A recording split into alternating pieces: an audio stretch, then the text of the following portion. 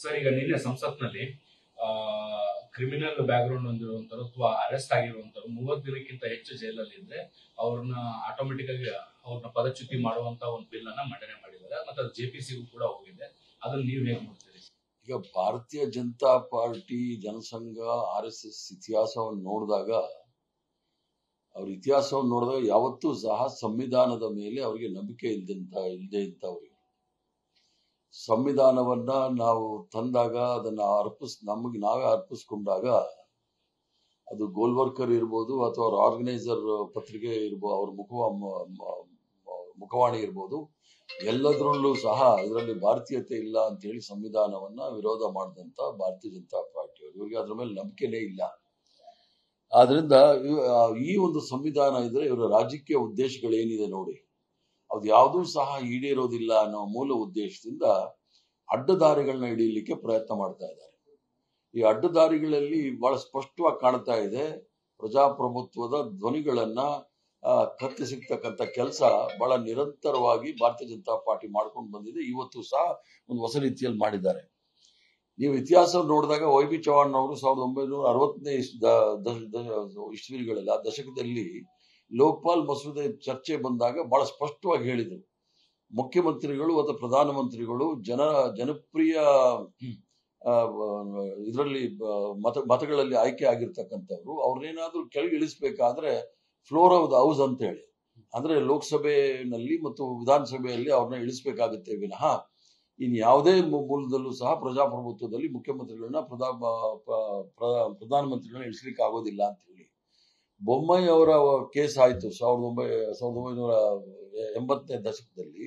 ಆಗ್ಲೂ ಸಹ ಸ್ಪಷ್ಟವಾಗಿ supreme court ಸಹ ಹೇಳಿದೆ, ಯಾರನ್ನಾದ್ರೂ ಪದಚ್ಯುತಿ ಮಾಡಬೇಕಾದ್ರೆ ಪ್ರಧಾನಮಂತ್ರಿ ಅಥವಾ ಮುಖ್ಯಮಂತ್ರಿಗಳ ಸರ್ಕಾರ ರಾಜೀನಾಮೆ ತಗೋಬೇಕಾದ್ರೆ ಅದು ಫ್ಲೋರ್ ಆಫ್ ದ ಹೌಸೇ ಅದರದ್ದು ತೀರ್ಮಾನ ಆಗ್ಬೇಕು ಅನ್ನೋದು ಬಹಳ ಸ್ಪಷ್ಟವಾಗಿದೆ.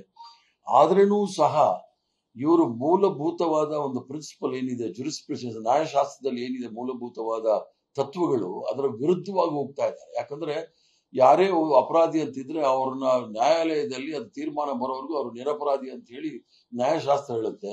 ಅದನ್ನ ತಲೆಕೆಳಗಡೆ ಮಾಡಿರ್ತಕ್ಕಂಥವ್ರು ಇವ್ರು ಬಹಳ ಸ್ಪಷ್ಟವಾಗಿ ನಮಗೆ ಕಾಣುತ್ತೆ. ಇದ್ರ ಜೊತೆಗೆ ರಾಜಕೀಯ ಮಾಡಲಿಕ್ಕೆ ಪೊಲೀಸರಿಗೆ, ನ್ಯಾಯಾಧೀಶರಿಗೆ ಎಲ್ಲ ಮುಕ್ತವಾದ ಅವಕಾಶಗಳು ಸಿಗುತ್ತೆ.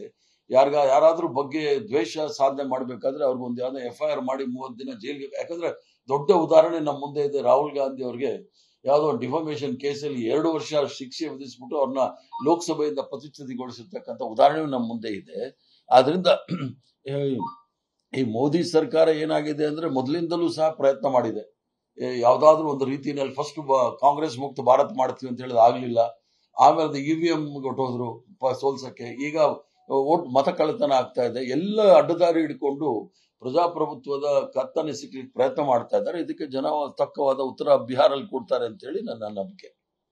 ಸರ್, ಬಿಜೆಪಿ ಹೇಳ್ತಾ ಇದೆ ಇದು ನಮಗ್ ಮಾತ್ರ ಲಾ ಅಪ್ಲೈ ಆಗೋದಲ್ಲ, ಎಲ್ಲರಿಗೂ ಲಾ ಅಪ್ಲೈ ಆಗುತ್ತೆ. ನಾಳೆ ಕಾಂಗ್ರೆಸ್ ಪವರ್ ಅಲ್ಲಿ ಇರೋ ಕಡೆ ಬಂದಾಗ ಬಿಜೆಪಿ ಮೇಲೆ ಕೂಡ ಇಂತ ಮಾಡ್ಬೋದಲ್ಲ.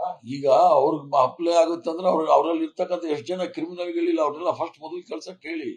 ಯಾಕಂದ್ರೆ ಈ ಭ್ರಷ್ಟಾಚಾರದ ಆರೋಪನಲ್ಲಿದ್ದಾರೆ, ಮರ್ಡರ್ ಕೇಸಲ್ಲಿದ್ದಾರೆ, ರೇಪಿಸ್ಟ್ಗಳಿದ್ದಾರೆ. ಫಸ್ಟ್ ಅವ್ರನ್ನೆಲ್ಲ ಜೈಲಿಗೆ ಕಳ್ಸಕ್ಕೆ ಹೇಳಿ, ಪದಚ್ಯುತಿ ಮಾಡಕ್ ಹೇಳಿ, ಆಮೇಲೆ ಬೇರೆಯವ್ರ ಬಗ್ಗೆ ಮಾಡಲಿ.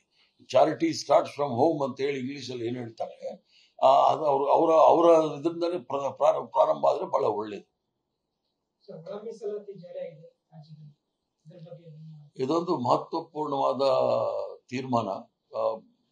ಕಾಂಗ್ರೆಸ್ ಪಕ್ಷದ ಸರ್ಕಾರ ಕರ್ನಾಟಕ ರಾಜ್ಯದಲ್ಲಿ ಕೊಟ್ಟಿರ್ತಕ್ಕಂಥ ತೀರ್ಮಾನ ಎಲ್ಲರಿಗೂ ಸಹ ಅವಕಾಶ ಮಾಡಿಕೊಡ್ಬೇಕು ಅಂತ ಹೇಳಿ ಒಳ ಮೀಸಲಾತಿಯನ್ನು ಮಾಡಿದ್ದಾರೆ. ಇದೇ ರೀತಿಯ ಒಳ ಮೀಸಲಾತಿ ಹಿಂದುಳಿದ ವರ್ಗದವರಿಗೂ ಸಹ ಬರಬೇಕು ಅಂತ ಹೇಳಿ ನಾನು ಒತ್ತಾಯ ಮಾಡ್ತೇನೆ. ಆದಷ್ಟು ಬೇಗ ಮಾಡಬೇಕು. ಯಾಕಂದ್ರೆ ಈಗಾಗಲೇ ನಮ್ಮ ಸರ್ವೆ ನಡೀತಾ ಇದೆ. ಜನಗಣತಿ ಆದ ನಂತರ ಎಲ್ಲಾ ವರ್ಗದವರಿಗೂ ಸಹ ಅವಕಾಶಗಳು ಸಿಗಬೇಕು ಅನ್ನೋ ಮೂಲ ಉದ್ದೇಶದಿಂದ ಮಾಡಬೇಕು.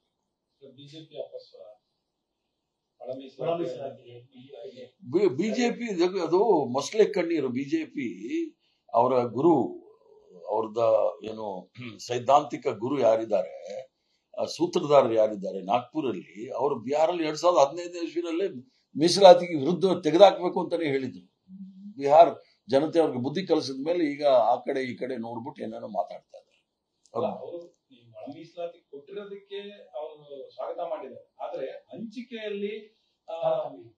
ಸಮುದಾಯಗಳ ಜೊತೆ ಕೆಲವೊಂದು ಸಮುದಾಯಗಳನ್ನು ಸೇರಿಸಿದ್ದಾರೆ. ನಮಗೆ ಅಂತ ನಾಗಮೋಹನ್ ದಾಸ್ ರಿಪೋರ್ಟ್ ಅನ್ನ ವೈಜ್ಞಾನಿಕವಾಗಿ ಜಾರಿ ಮಾಡಿಲ್ಲ. ಅಲ್ಲಿ ಸಚಿವರುಗಳು ಯಾರ್ಯಾರು ಬೇಕೋ ಹಂಗ್ ಮಾಡ್ಕೊಂಡಿದ್ದಾರೆ.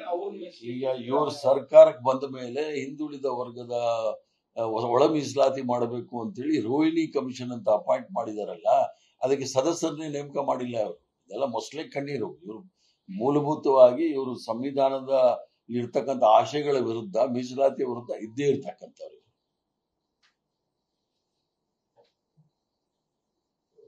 ಅಮಿತ್ ಶಾ ಸರಿ, ಇದು ಅಮಿತ್ ಶಾ ಅವರು ಮತ್ತೆ ವೇಣುಗೋಪಾಲ್ ಅವರ ನಡುವೆ ನಿನ್ನೆ ಒಂದ್ ರೀತಿ ವಾಗ್ವಿದ್ಯ ಏರ್ಪಡ್ತಾವ.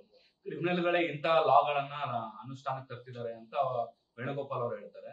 ಅದಕ್ಕೂ ತಕ್ಕ ಉತ್ತರವಾಗಿ ನಾನು ಈ ತರದ ಆರೋಪ ಬಂದ ಸಾಂವಿಧಾನಿಕ ಹುದ್ದೆಯಲ್ಲಿ ನಾನು ಇರ್ಲಿಲ್ಲ, ನಾನು ನನ್ನ ಜವಾಬ್ದಾರಿ ನಿಭಾಯಿಸಿದ್ದೆ ಅಂತ ಅವರು ಅದಕ್ಕೆ ಸಮರ್ಥನೆ ಕೊಟ್ಟಿದ್ದಾರೆ.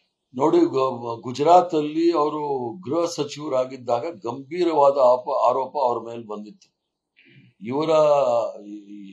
ಇವರ ಹಿಂದಿದ್ದಂಥ ಗೃಹ ಸಚಿವರು ಹರೀನ್ ಪಾಂಡ್ಯ ಅವರು, ಅವರ ಕೊಲೆ ಆಯ್ತು. ಇದುವರೆಗೂ ಸಹ ಅದನ್ನ ಯಾರು ಅಂತ ಹೇಳಲಿಕ್ಕೆ ಆಗ್ತಾ ಇಲ್ಲ. ಇವ್ರ ಮೇಲೆ ಗಂಭೀರವಾದ ಆಪಾರ ಇತ್ತು. ಜಸ್ಟಿಸ್ ಲೋಯಾ ಅವ್ರ ಕೊಲೆ ಆಗಿತ್ತು. ಇದನ್ನ ಯಾರು ಮಾಡಿದ್ದಾರೆ ಅಂತ ಹೇಳಿ ಇನ್ನೂ ಗೊತ್ತಾಗಿಲ್ಲ. ಮತ್ತೆ ಇವ್ರನ್ನ ಸುಪ್ರೀಂ ಕೋರ್ಟ್ ಗಡಿಪಾರು ಮಾಡಿತ್ತು. ಇವರು ಗುಜರಾತ್ ಸರ್ಕಾರವೇ ನಾವು ನಕಲಿ ಎನ್ಕೌಂಟರ್ ಮಾಡಿ 42 ನಕಲಿ ಎನ್ಕೌಂಟರ್ ಮಾಡಿದ್ದಾರೆ ಅಂತೇಳಿ ಸರ್ಕಾರವೇ ಕೊಟ್ಟಾಗ ಇವ್ರನ್ನ ಸೊರಾಬುದ್ದೀನ್ ಮತ್ತು ಪ್ರಜಾಪತಿ ಮತ್ತು ಇಸ್ರಲ್ ಜಹಾನ್ ಎನ್ಕೌಂಟರ್ ಕೇಸಲ್ಲಿ ಅವ್ರನ್ನ ಗಡಿಪಾರು ಸುಪ್ರೀಂ ಕೋರ್ಟ್ ಮಾಡಿತು. 2 ವರ್ಷಗಳ ಕಾಲ ಇವರು ಗುಜರಾತ್ ಒಳಗಡೆ ಹೋಗಂಗಿರಲಿಲ್ಲ. ಇಂಥ ಗಂಭೀರವಾದ ಆಪಾದನೆ ಇರ್ತಕ್ಕಂಥ ಅಪರಾಧಿಗಳೇ ಈ ಒಂದು ಕಾನೂನು ತರ್ತಾರೆ ಅಂತಂದ್ರೆ ಹಾಸ್ಯಾಸ್ಪದ. ಇದು ಇಂಗ್ಲಿಷ್ ಅಲ್ಲಿ ಹೇಳ್ಬೇಕಾದ್ರೆ ಅದು ಬನಾನಾ ರಿಪಬ್ಲಿಕ್ ಆಗ್ಬಿಟ್ಟಿದೆ ಅಂತ ಹೇಳಿದ್ರೆ ತಪ್ಪಾಗಲ್ಲ.